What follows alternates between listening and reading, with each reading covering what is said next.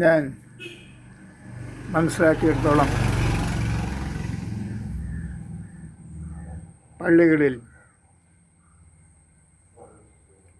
ഓരോ ആൾക്കാർ മാറി മാറി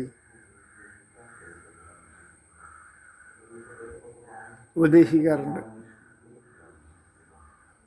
അവരുടെ ഉപദേശം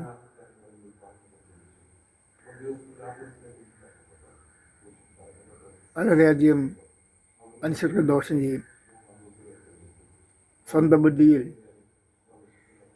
നല്ലത് ചിന്തിച്ച് നല്ലവണ്ണം ജീവിക്കാൻ അവരെ അനുവദിക്കില്ല. അവരെ ഉപദേശത്തിൽ വീഴുന്നു. അവർ സമൂഹത്തിന് ദോഷമായിക്കൊണ്ടേയിരിക്കും. പള്ളികളിൽ നിന്ന് നല്ല ഉപദേശം കിട്ടുന്നു എന്നാണ് പൊതുവിൽ ധാരണയെങ്കിലും അന്ധമായി വിശ്വസിപ്പിക്കുകയും അതിൽ സത്യമില്ലാതിരിക്കുകയും ചെയ്യുന്നു. എൻ്റെ ഒരു കൂട്ടുകാരന് ഭാര്യയുണ്ട്. ഞാൻ അവന് പറഞ്ഞ് അനുഭവിച്ച ഒരു കാര്യം പറയാം. അവൻ വളരെ സമ്പാദ്യശീലമുള്ളവനും മനുഷ്യരുടെ സ്നേഹമായി പെരുമാറുന്നവനും നല്ലവനുമായ ഒരു മനുഷ്യൻ. അവളെപ്പോലെ മതഭ്രാന്തി കാണിക്കാറില്ല എന്നോട് പറയും. അവന് അല്പം മദ്യപിക്കണമെന്ന് ആഗ്രഹം തോന്നും. 35 വയസ്സൊക്കെ ഉണ്ടായിരുന്നു ആ സമയത്ത്.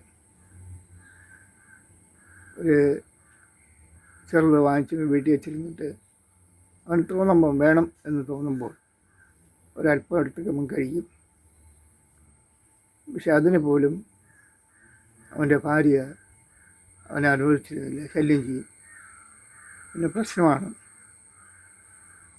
അപ്പോൾ അവൻ എന്നോട് പറഞ്ഞു, ഞാൻ വളരെ പ്രശ്നത്തിലാണ്. അപ്പോൾ ഞാൻ ഇവരുടെ ശല്യം സഹിക്കവയാകുന്നപ്പോൾ പലപ്പോഴും ബിസിനസ്സിൻ്റെ ഇടയ്ക്ക് വലിയ ടെൻഷനുണ്ടാകും.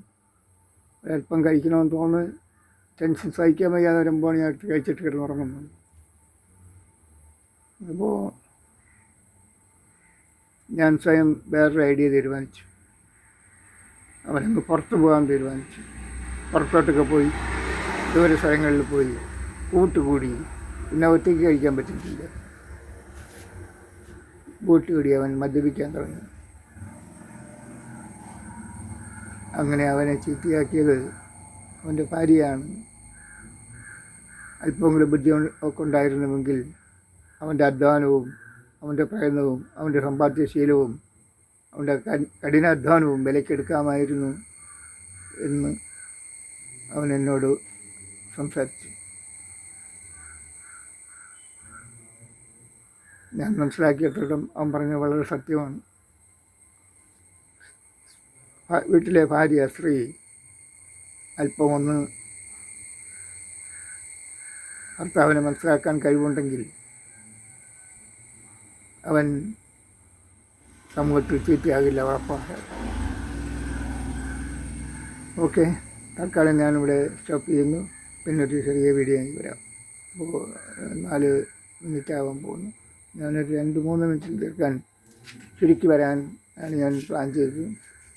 കറക്റ്റ് ഇവിടെ 4 മിനിറ്റായി. അവിടെ നിൽക്കുന്നു.